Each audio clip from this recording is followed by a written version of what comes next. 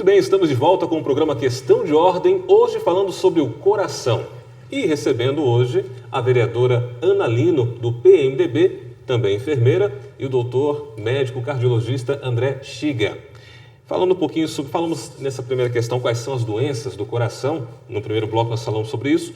Agora eu pergunto a questão do diagnóstico, como é feito o diagnóstico para essas doenças? Então, doutora André, você sabe que eu acompanhei todos esses meus anos na Secretaria de Saúde, né, acompanhando em UBS, a urgência e o ambulatório, que é de especialidade. Porque o primeiro diagnóstico, um paciente considerado até estável, pode ser na UBS com o clínico. Exatamente. Que acho que vai ser ali uma hipertensão, aquela hipertensão difícil de controlar, né? Qual os outros casos, os exames mais que seriam mais complicados, alguma coisa assim, mas a UBS pode começar com o clínico geral que está ali. A UBS é a primeira porta. A segunda, quer dizer, a urgência é pronto-socorro. Pronto-socorro. A urgência é pronto-socorro, que é uma internação. Ali da UBS, ele pode ser encaminhado para a especialidade, que é o seu caso também, que ele faz hospital e a especialidade, e você recebe o paciente para os exames especiais, que aí você começa para fechar o diagnóstico. O diagnóstico sempre vai ser baseado na parte clínica e na parte de exames. A parte clínica sempre vai chegar primeiro na UBS ou no pronto-socorro, porque eles não podem marcar direto um cardiologista no SIM. Então, como funciona? Se a pessoa tiver alguma suspeita ou um interesse em fazer um check-up, ela vai a uma UBS mais próxima da casa dela. Sim. Qualquer UBS hoje tem aparelhos de pressão para fazer a aferição, a medição da pressão. A gente considera até 13/9, que é 130 por 90, a pressão normal. Acima disso, a gente considera a pessoa hipertensa, obviamente, se isso acontecer pelo menos 2 ou 3 vezes em situações diferentes, a pressão está alta. Apesar que o pessoal sempre ficou na mínima 10, agora já abaixou um pouquinho aí, né? A diastólica de mínima 10 é muito alta. Hoje a gente quer já... que fique 130 por 90, 13/9. Então a hipertensão, ela já é diagnosticada na UBS. Por quê? É bom lembrar, 90% das vezes a pessoa pode estar com a pressão alta e não ter o sintoma principal, que é a dor na nuca. Mas a gente sabe que em cada 10 que estão hipertensos, só um vai ter dor de cabeça. Os outros 9 nem sabem. A maioria não tem sintoma. Não tem sintoma. É assintomática, né? Assintomática. Então ela tem que ir num postinho de vez em quando e medir a pressão.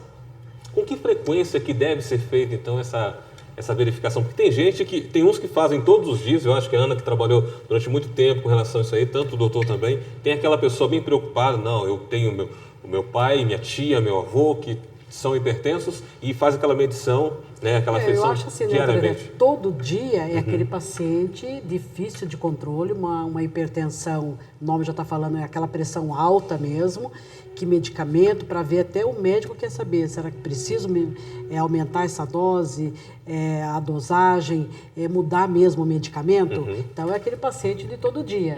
Ou de todo dia, ou seja, tem que ter um diagnóstico chega do médico na UBS, primeiro. ele vai andando, ele chega de carro, mesmo vai andando, é aquele que senta, tem que sentar mesmo ali na recepção, ficar os seus 10, 15 minutos para ter uma pressão correta, né, certa, né, porque não é aquela que você chegou correndo e verificar, não. Esse é o paciente de todo dia. Agora, aquele que, para ter um cuidado, se ele é um esportista, que acho que depois você vai falar um pouquinho do esportista, eu acho que ele, né, não sei qual frequência exatamente que você orienta os pacientes. A resposta é mais ou menos essa mesmo. Se a pessoa não tem tendência nenhuma, ela vai medir uma vez a cada 3, 4 meses. Não é aquela coisa encucada, não. Se medir umas 3, 4 vezes e não tem sintoma, não tem história familiar. Se a pessoa é hipertensa, já acredito que vale a pena, pelo menos uma vez por mês, medir a pressão. Porque nós vamos falar no terceiro bloco, mas o tratamento, tomar remédio não quer dizer que ela esteja bem tratada. Isso, então, a Ana lembrou muito bem, a pessoa tem que monitorar para ver se o tratamento está sendo eficaz ou não. Aí sim, no primeiro momento, às vezes a gente pede até mesmo para medir todo dia, mas raramente vai ser assim. Uma medida a cada 15 dias para quem é hipertenso está bem razoável. Hoje muita gente tem aparelhos em casa. É justamente isso que eu ia falar, porque existe uma maneira correta de fazer essa aferição.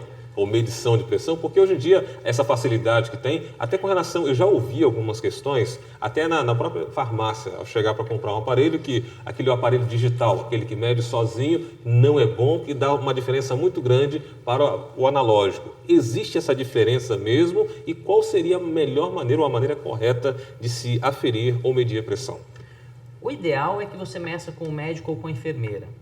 Mas eu, particularmente, gosto quando a pessoa tem o próprio aparelho, mesmo que seja o digital, porque pelo menos ele tem uma ideia e ele se monitora. Se tiver alguma dúvida, não, está dando muito alta, ele vai num pronto atendimento ou numa UBS e confere isso. Mas se tiver todo dia dando a pressão dentro do normal, ela fica mais tranquila e eu acho que vale a pena. Por que eu falo isso? Às vezes a pessoa tem uma dor na nuca e ela mede a pressão e a pressão está normal. Não quer dizer que toda dor na nuca seja pressão alta. Então, evita, às vezes, até um susto de sair correndo e ir para o pronto-socorro. Então, acho que cada um pode se monitorar. Mas hoje, nas UBS, é muito fácil. As pessoas podem medir a pressão direto com a enfermagem. Isso é uma coisa que já é uma rotina. As pessoas já podem fazer isso naturalmente. Isso, então, é o exame clínico. Para diagnosticar diabetes, tem que medir a glicemia com pelo menos 10, 12 horas de jejum. Hoje também todas as UBSs podem medir a glicemia. Ver o peso e a altura para saber se tem obesidade ou não. Às vezes até sem medir o peso, a pessoa já sabe que está fora do peso. Ver o tamanho do coração. Com o exame físico, o cardiologista põe o estetoscópio no peito, ele já consegue saber se a ponta do coração está desviada ou não. Se tem turgência aqui no pescoço ou não, se tem inchaço nas pernas, são todos sintomas de aumento do coração, por exemplo. Na hora que ele ausculta o coração, ele pode perceber se o ritmo está regular ou não. Então isso tudo é o próprio clínico que vai fazer na UBS. Tendo uma suspeita, ele pode encaminhar ou para fazer os exames e retornar ao próprio clínico ou direto encaminhar ao cardiologista. Hoje no SIM a gente tem eletrocardiograma, que é o exame mais antigo, mas ainda muito eficiente, para eu saber o ritmo e estimar o tamanho das cavidades do coração. Sim. A parte do laboratório Os exames também. de colesterol, o exame de sangue para ver diabetes, é uma medida simples. Hoje todo o laboratório faz isso e faz... Tem nas UBSs, todas as UBSs coleta. podem colher, então assim, Laboratório. não há... Se você não sabe qual é o seu colesterol hoje, se você tem colesterol alto ou não, é porque você realmente nunca se dispôs a fazer, porque está acessível a todo mundo. Isso é importante ter esse controle, principalmente depois dos 30 anos. E exames mais específicos. Hoje, para investigar dor no peito, a gente não consegue escapar de não colocar a pessoa numa esteira para fazer uma caminhada. Por quê? Porque na hora da caminhada a gente simula um estresse. O coração começa a bombear com mais força, a pressão vai subir um pouco, a frequência cardíaca vai aumentar. Então eu consigo saber durante um estresse, que pode ser físico, mas muito parecido com o que acontece com o estresse emocional, como é que o coração está reagindo. Porque às vezes eu examino a pessoa em repouso, ela está ótima. A pressão também, a pressão, repouso. Na hora do esforço, ela vai subir. E a gente sabe que ela vai subir. É normal que suba durante o exercício. Por isso que a Ana colocou muito bem que quando chega para medir a pressão, ela tem que esperar uns 10 minutos. Porque se você chegar correndo e medir a pressão, ela vai dar acima dos 13/9 e você vai achar que é hipertenso. E não é verdade. A ansiedade também, então, pode estar interferindo? Totalmente relacionado. A ansiedade libera adrenalina, que é um hormônio que faz o coração bater mais rápido e mais forte, portanto aumenta a pressão. E que é até uma situação, né, de hoje em dia meio difícil do controle, porque uma ansiedade...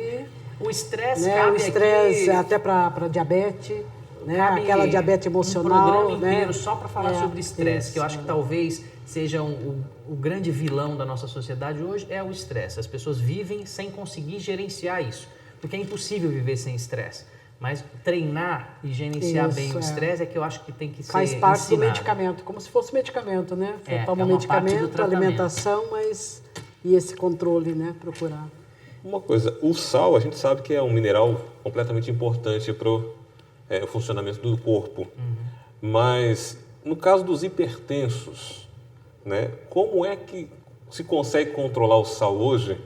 Aí eu pergunto para vocês, com a gama que nós temos aí de alimentos industrializados, até o próprio alimento, a forma de preparo em casa. A gente vai falar sobre a questão de tratamentos e tudo mais, mas porque pode interferir também. Exemplo, alguém está na rua, tem uma certa predisposição a uma hipertensão, comeu algo um pouquinho mais salgado e ali sentiu algo e vai para o hospital. Isso aí faz dele um hipertenso? Boa pergunta também.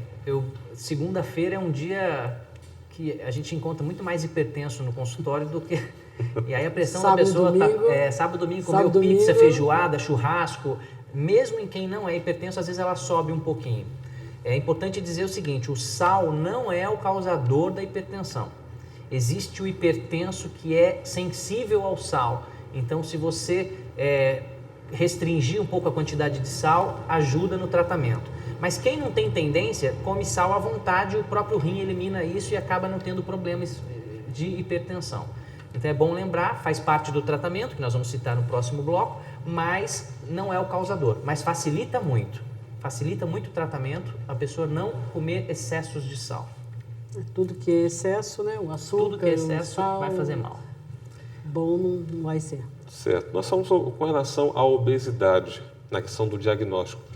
Todo obeso, ele é hipertenso? Não. Isso é uma ótima pergunta também. Existem mulheres vegetarianas magérrimas que têm hipertensão. E existem obesos com 200 quilos que a pressão é normal. Então não é uma relação direta de obesidade com hipertensão. Só que quando a pessoa é hipertensa e é obesa, o risco para ter um evento cardiovascular, ele mais do que duplica. Então são fatores teoricamente independentes, mas que quando eles são na mesma pessoa, aumenta o risco. Então é sempre importante tratar as duas coisas. Como o colesterol. O colesterol também não quer dizer que quem é hipertenso é o obeso, porque o obeso pode ter colesterol normal. Ele pode ter muita gordura na barriga e não ter muita gordura dentro do sangue. Sim.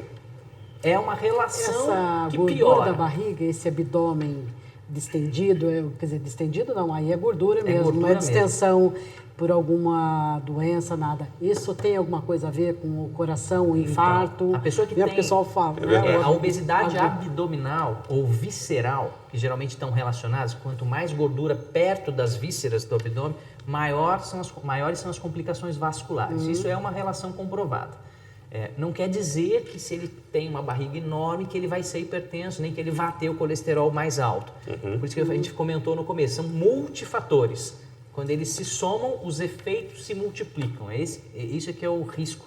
Vai multiplicando a chance de ter algum evento cardiológico, cardiovascular. Muito bem. Você assiste o programa Questão de Ordem, falando sobre o coração, recebendo hoje a vereadora pelo PMDB, Ana Lino, também enfermeira, e o médico cardiologista, Dr. André Schiger. Está correto, né, doutor? Correto. E voltamos já com o terceiro e último bloco. Continue com a gente.